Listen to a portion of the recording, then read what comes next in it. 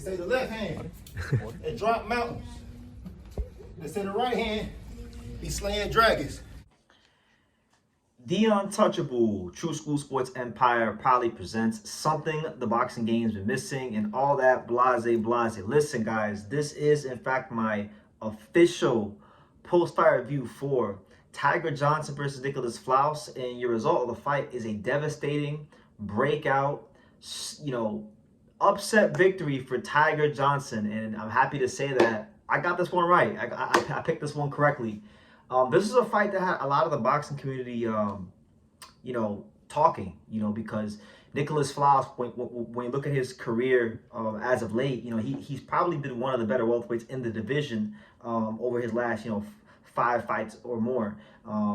He had lost to Jailson Figueroa back in 2020, and since that loss where he got stopped by Jailson Figueroa in 1 round, he went on a rampage. He, 1, 2, 3, 4, 5. He's on a 6-fight winning streak, and he had beat some good fighters along the way. Guys like Jahai Tucker, Brian Sabayo, Luke Santa Maria. Fighters on that fringe world level. Even guys you could say now are more on that world level than they were when he beat them. But he was a guy that a lot of people looking at as a potential world title challenger in the near future, right? And when this fight got made, with everything going on with Top Rank, Top Rank don't got a TV deal. Top Rank is on Tubi, which people are making fun of right now.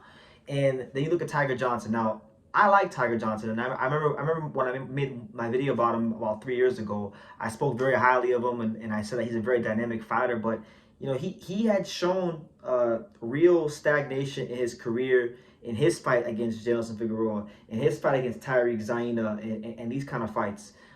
He wasn't looking to. He didn't really look like the guy that people thought they were going to get when he came into the pros. 2020 Olympian, coming to you live and direct from Cleveland, Ohio. He hasn't really shown why he was getting any sort of hype coming into the pros. He's just been winning, doing his thing, keeping his O, moving along, but not really oohing and awing and standing out in this boxing game. But I gotta say, man, I feel like this fight for Tiger Johnson, this was his version of Brian Norman Jr.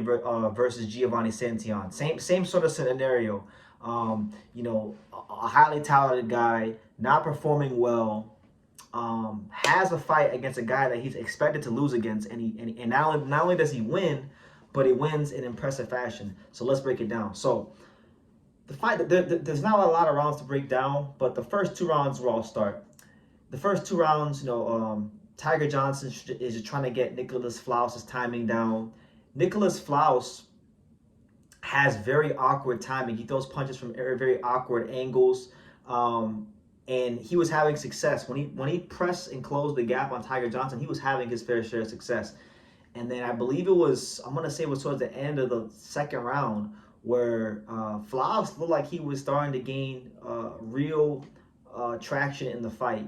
And he jumped in the wrong way one time, and then Tiger Johnson threw a really sharp straight right hand down the middle, bang, caught him at the end of the 2nd round. And that's kind of when you knew that, hey, Tiger Johnson at 147 is not the Tiger Johnson from 140 that was just kind of having these lethargic performances. No, this is a different caliber of fighter here. So it was really impressive to see from him.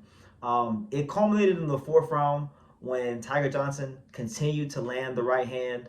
Flaz, his head was getting pinged back like this, like a bobblehead, and Tiger just kept spamming the right hand because if it's working, why deviate from it? Why throw something else? He would throw the 1-2 and then just throw the right hand down the middle, and he beat him to a pulp, and the referee had to come wave it off. So Tiger Johnson gets your 4th round stoppage victory, and he's on the map. He's 17-0 with 8 knockouts now.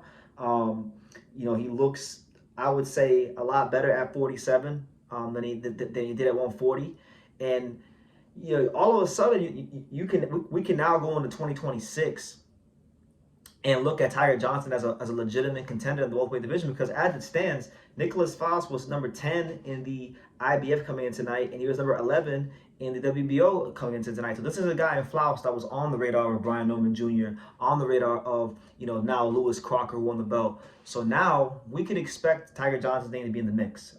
This is a very good win, guys, because Flaz was really and truthfully looking like one of the stronger guys in the top 10 of the welterweight division. And a lot of people, honestly, the odds were tight, but from like our community here on True School Sports and the people I talk to on Twitter and in the boxing world, I feel like for every 10 people I talk to about this fight, maybe 8 people were picking Nicklaus Flaz, because a lot of people really weren't sold on what they were seeing with Tiger Johnson. But for me, what the reason why I picked Tiger was because I just felt like, Flaz has defensive lapses in his fights.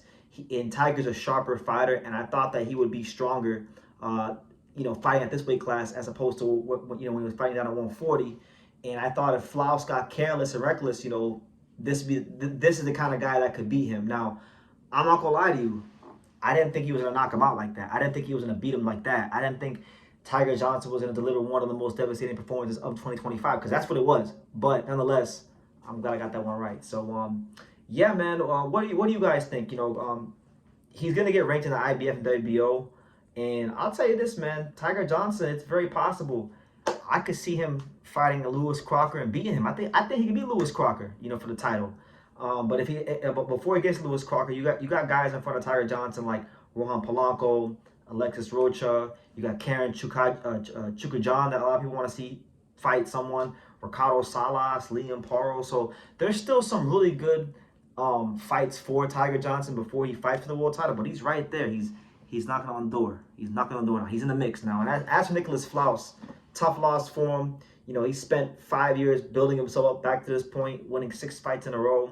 He's 29 now, so I don't know, man. It kind of sucks because this fight for Flaz was originally scheduled against Pistol Pete Dobson. That fight fell apart. Truth be told, I think Pistol Pete Dobson, style-wise, was a more favorable matchup for Flaz than Tiger Johnson. Tiger Johnson's younger, he's sharper. I think with the way Pete fights, it would have been more conducive to how Flaz likes to fight. But, Pete didn't, they want him not fighting. And now he gets handed a big fat L. So we'll see how it goes for him. I still want to see him in the mix. I still want to see him in fights. But this is Tiger Johnson's night. A new player has arrived in the welterweight division. And a new American welterweight has arrived in the welterweight division. And he's coming to y'all live direct from Cleveland, Ohio. So let me know what y'all think. What do y'all think about Tiger Johnson? If you watched it on Pro Box Tonight, what did you make of it? Leave your comments down below. Make sure you guys take the time to subscribe. And like I say in every single one of these videos, you can love me or you can hate me. But I'm just a kid from Daniel. So until next time, take care, guys. Thank you for watching True School Sports. Thank you for watching another video on the untouchable True School Sports empire, the home of boxing. We're on the road to 100,000 subscribers, guys. So help us keep being great. Help us keep pushing out that real boxing content for the fine folks all around the world. And make sure you jab, you hook, you Mike Tyson, you Mayweather that subscribe button. Pops, show them how do they got to hit the subscribe button. Pop, pop, pop.